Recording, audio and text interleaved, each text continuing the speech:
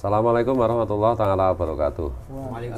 Bismillah, alhamdulillah, salatu wassalamu ala rasulillah wa ala alihi wa sahbihi wa mawalah wa la hawla wa la quwata illa billah, amma ba'du.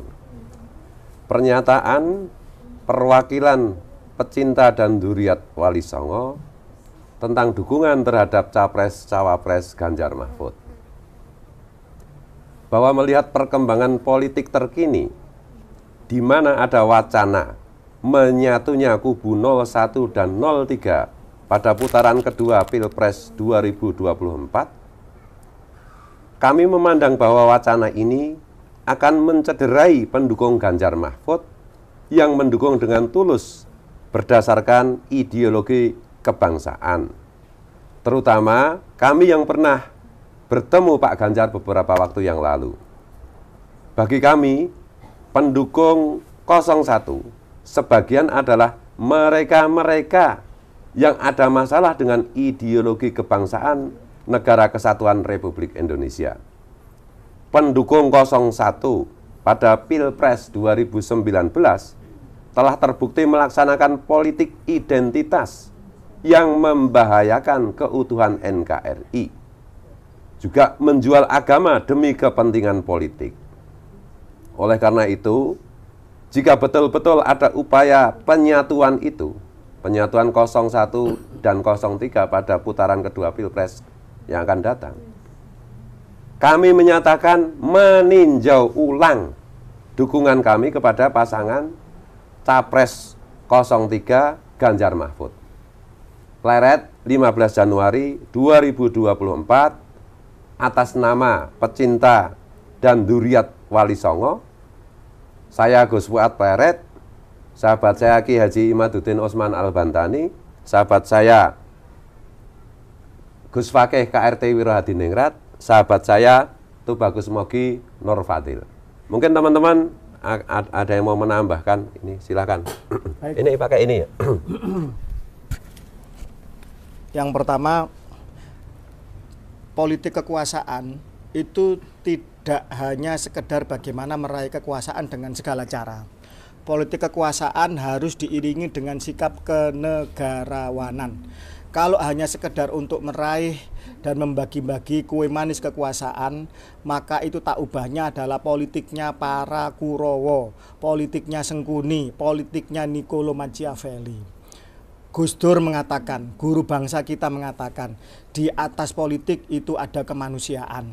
Dan kemanusiaan dalam manifestasi Negara Kesatuan Republik Indonesia adalah pilar-pilar kebangsaan itu sendiri. Ada ideologi luhur bangsa kita Pancasila, ada konstitusi sebagai perjanjian bersama yang harus kita pertahankan dengan segenap jiwa raga. Ada NKRI harga mati, ini kesepakatan kontrak sosial yang harus kita sepakati bersama bila ingin negara kita tetap jaya dan berdiri dengan kukuh. Ada juga yaitu kebinekaan. Dengan semangat ini maka semua entitas, ras, etnis, agama bisa bersatu di dalam bingkai kemanusiaan dan keadilan yang beradab di bumi Nusantara. Tetapi bila hanya untuk meraih kue kekuasaan, kemudian mengenyampingkan hal-hal yang seperti ini, maka ingatlah, kalian para politikus juga harus menjadi negarawan. Kalian harus memikirkan nasib bangsa ini ke depan. Kalau hanya untuk sekedar berkuasa, kemudian berselingkuh dengan mereka-mereka yang nyata-nyata pernah mendukung ISIS, teroris kelas dunia yang memporak-porandakan Irak dan Suriah, kemudian mendukung khilafah ala Londonia, khilafah sesat yang tidak jelas sanad ilmu maupun keguruannya, itu adalah proksi-proksi Zionis. Kemudian juga bermain-main dengan mereka kaum intoleran, kaum radikalis, maka Anda sedang mengkhianati bangsa ini. Anda sedang meniti menuju jalan kehinaan dalam sejarah bangsa ini.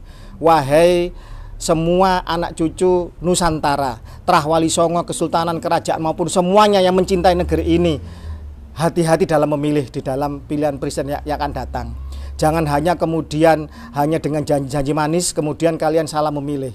Ingat bahwa tidak ada yang lebih berat dipertaruhkan selain nilai-nilai ideologi bangsa itu sendiri. Dan Nun Sewu, saya memang tidak hadir di Jakarta, tetapi saya mendukung semua perjuangan Trah Wali Songo mau merapat kemana. Saya akan kompak, saya akan senafas, sefrekuensi, seperjuangan dengan darah dan nyawa saya untuk mendukung semua keluarga dan saudara saya. Tetapi bila kemudian memutuskan bahwa yang didukung ternyata mau bermain-main dengan kelompok intoleran, kelompok radikalis, kelompok khilafah, dan kelompok teroris, maka dengan ini saya sependapat untuk kemudian kita mengambil sikap. Monggo, Kiai Imad. Assalamualaikum warahmatullahi wabarakatuh. Waalaikumsalam. Kami turut hadir di bulan Desember ketika bertemu dengan Pak Ganjar. Dan kami menyayangkan apabila memang ada rencana suatu ketika berkolaborasinya Suara 03 dengan 01. Karena kami datang dengan membawa aspirasi sebagai anak bangsa yang cinta akan negeri ini. Dan kami tidak menolak bila mana ada kerjasama dengan pihak 01 yang di dalamnya ada pihak-pihak yang mengajarkan radikalisme, politik identitas, dan juga merendahkan pribumi dan juga berbagai bangsa, anak bangsa. Maka dari itu kami ingatkan Pak Ganjar untuk tepati janji sebagai pemimpin. Kita waktu itu sudah ada kejanjian secara kita ingin bantu secara zohir maupun batin. Kami ingin seharusnya Bapak merenung untuk menepati janji untuk ke Pleret Yogyakarta, kemudian ke Nyai Watu Conghol. Karena disitulah ada pesan spiritual, moral untuk menyelamatkan anak bangsa. Dan ini demi kemaslahatan bangsa. Tapi bila mana ini dilewatkan, maka tunggulah resikonya. Dan kami siap untuk menyampaikan bahwasanya mempertimbangkan daripada dukungan kami. Sekian. Assalamualaikum warahmatullahi wabarakatuh. Waalaikumsalam warahmatullahi wabarakatuh. Ini sama Kiai Imad. Saya agak nggak enak dikit ini. Ngomong-ngomong tentang Pleret ini, bagi saya itu Pak Ganjar mau ke Pleret mau enggak itu enggak penting sama sekali, enggak. Ya betul. Kalau bagi Gus Fuad, ya kalau bagi saya seorang yang akan menjadi raja di Nusantara ini bukan raja hanya sekedar Mataram. Presiden Indonesia ini bukan raja sekedar raja di Aceh, di Samudra Pasai atau di Banten, bukan. Ini raja di Nusantara yang memiliki jumlah penduduk 270 juta lebih, kelima di dunia, dengan negara yang begitu luas, dengan kebudayaan yang begitu beragam, dengan suku bangsa yang begitu banyak mencapai 1.400 suku bangsa, kemudian menyatu menjadi bangsa Indonesia. Ini bagi saya, kalau dulu seorang Raja Mataram saja ketika sudah berkata itu menjadi sabda yang dengannya dia akan pertaruhkan dengan nyawa dan harta, nyawa dan perang bila perlu, maka apalagi bagi seorang Presiden Indonesia yang lebih dari seorang Raja Mataram atau Raja Banten. Kata-kata yang sudah terucap itu merupakan sebuah sabda. Ketika waktu itu mengatakan, ya saya ke Pleret, berarti ya harus dilaksanakan. Dan itu apa artinya? Wallahu alam, hanya Allah yang tahu kenapa harus ke Pleret atau tidak ke Pleret. Tetapi yakin itu akan ada konsekuensinya. Karena itu adalah sebuah kata-kata, sabda yang sudah terucapkan. Yang kedua, bahwa seperti yang sudah pernah saya sampaikan, menurut teori Ibnu Khaldun, bahwa seorang pemimpin harus memiliki the majority power.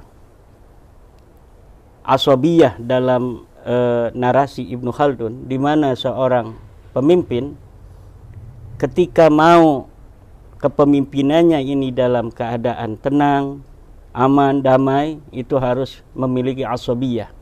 Asabiyah itu adalah the majority power, kekuatan mayoritas yang menjadi basis dia di dalam memimpin. Dan bagi saya bahwa the majority power di Indonesia itu adalah 3. Pertama, dia adalah Jawa. 2, dia adalah Islam. Ketiga, dia adalah Nahdlatul Ulama. Dan ini ada di 02 dan 03. Kekuatan mayoritas yang utama yaitu kekuatan Jawa, karena kita memiliki konstitusi demokrasi, di mana demokrasi itu one man one vote, satu orang satu suara, di mana kalau satu orang satu suara, dia yang memiliki basis mayoritas tentunya akan lebih terbuka peluangnya untuk dipilih oleh orang yang memiliki kesamaan, baik di dalam agama, baik di dalam suku, atau kesamaan-kesamaan lainnya. Dan apabila seorang pemimpin itu tidak memiliki basis mayoritas, maka dia akan harus menjadi seperti malaikat. Dia harus menyenangkan semua orang. Dia tidak boleh salah sedikit pun. Kalau dia salah, maka basis mayoritas yang tidak diwakili olehnya itu ketika menjadi pemimpin akan menuntut itu. Misalnya ini dia bukan orang Jawa jadi presiden di Indonesia. Walaupun kita ini demokrasi, siapa saja boleh mencalonkan diri, tetapi orang Jawa berhak dong. Tidak ada yang bisa menghalangi kalau dia ingin orang Jawa jadi presidennya, karena kita sistemnya demokrasi. Dan ini tidak menyalahi konstitusi. Nah, ketika misalnya karena suatu hal orang Jawa ini tiba-tiba ingin memilih yang lain selain orang Jawa, kemudian dia jadi, maka dia selama menjadi pemimpin itu harus bisa setiap saat, setiap waktu memuaskan orang-orang Jawa ini. Kalau tidak, maka kekuatan mayoritas ini akan mudah untuk menenggelamkannya.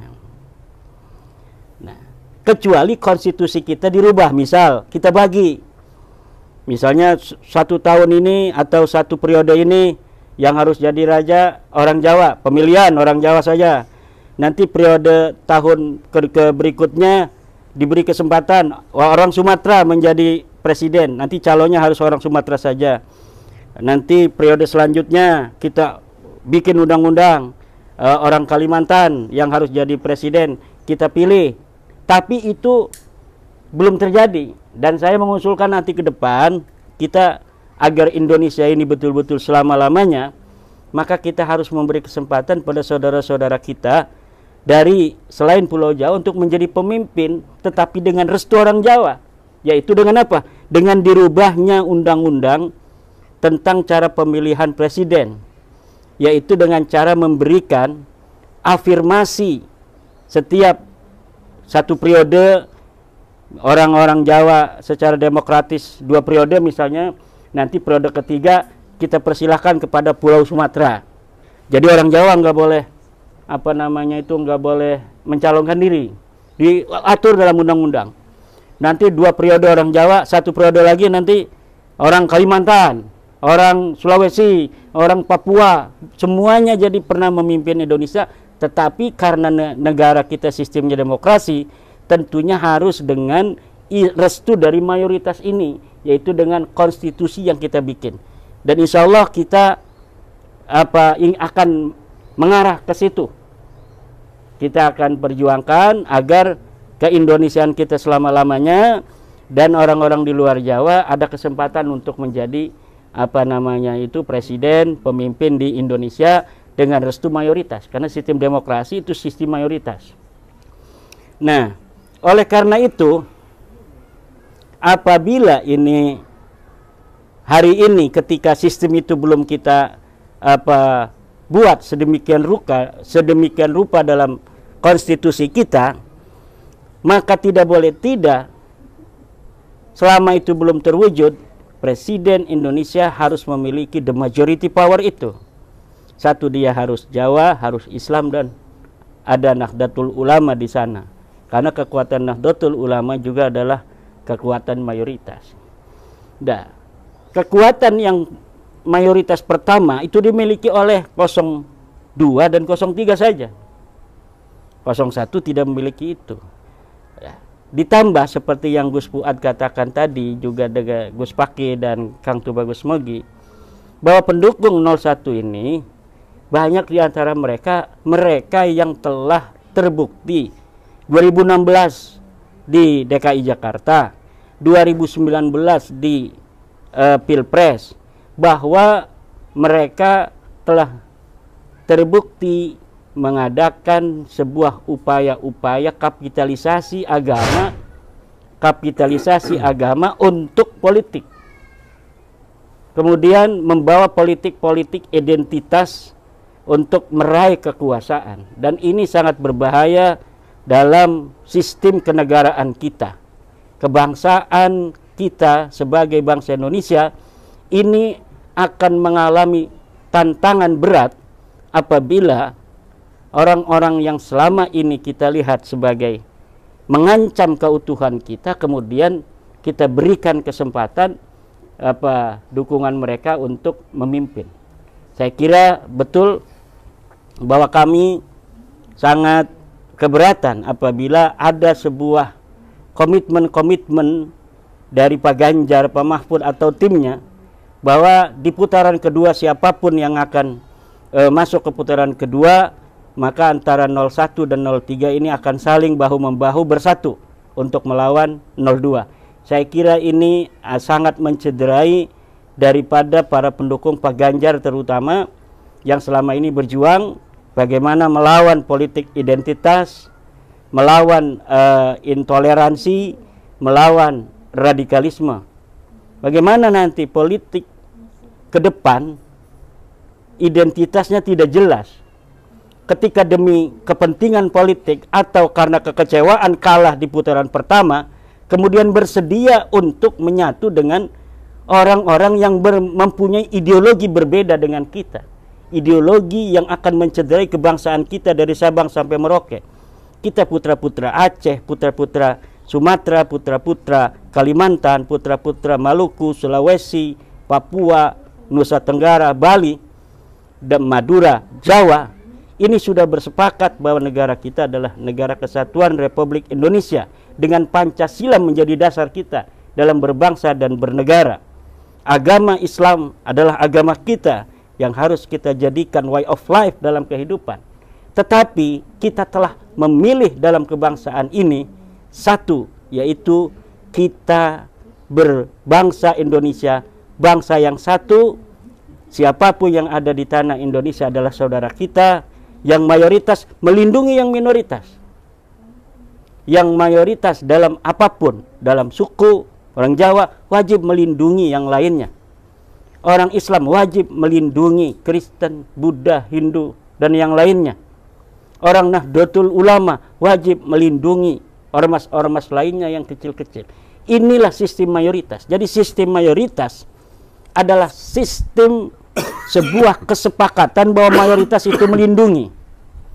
Nah, kalau sistem demokrasi mayoritas itu melindungi, lalu minoritas jadi, dan kemudian mayoritas ini merasa kecewa, ini akan ada sebuah ketidaknyamanan dalam berbangsa dan bernegara, instabilitas politik akan terjadi. Jadi mohon dipertimbangkan kembali adanya wacana menyatunya 01 dan 03 dalam putaran kedua dalam melawan 02. Karena ini sangat berbeda ideologi pendukungnya masing-masing. Tidak bisa nanti Gus Fuad satu panggung dengan Habib Rizik misalnya. Itu kelihatan akan aneh sekali gitu. Bisa berantem.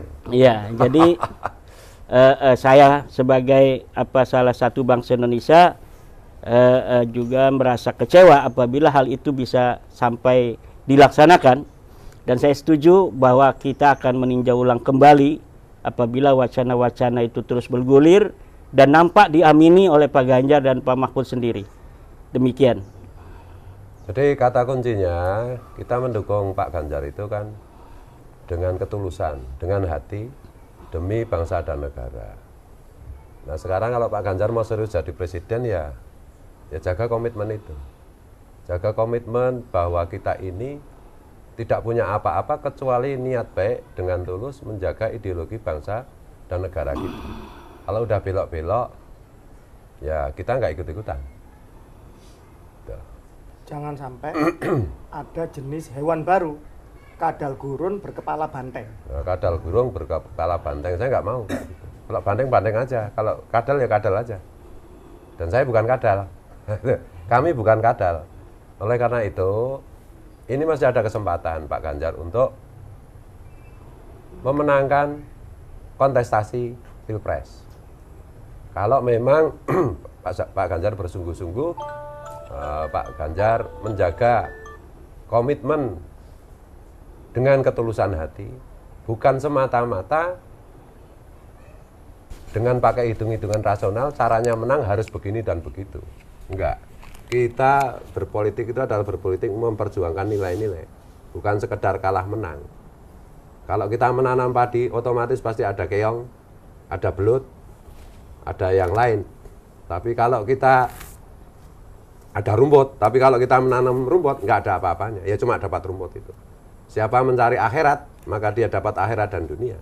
Tapi siapa mencari dunia, dia mungkin dapat dunia, tapi akhirat jelas nggak dapat. Dan dalam posisi konstelasi kontestasi Pilpres, kalau Pak Ganjar nggak bersungguh-sungguh, nggak tulus, masih mengharapkan orang memilih dia, padahal kelompok itu nggak akan mungkin milih Pak Ganjar. Pak Ganjar nggak tegas, saya jamin pasti kalah. Saya jamin apa yang dikhawatirkan oleh kiai-kiai khos bahwa Pak Ganjar kalah itu akan terjadi. Jadi kalau cara berpikirnya masih di dalam kota, tidak mau keluar dari kota, masih oh begini dan begitu, oh ini kelompok Wali Songo ini pro kontra macam-macam, masih kayak gitu. Tidak berpegang pada nilai-nilai, tidak percaya bahwa putra-putri bangsa Nusantara yang bisa memenangkan Pak Ganjar, pasti Pak Ganjar kalah, saya jamin itu. Ini peringatan keras terakhir dari kami. Setelah itu, kalau kami melihat tidak ada perubahan cara berpikir mindsetnya Pak Ganjar dan tim, ya tunggu aja apa yang terjadi.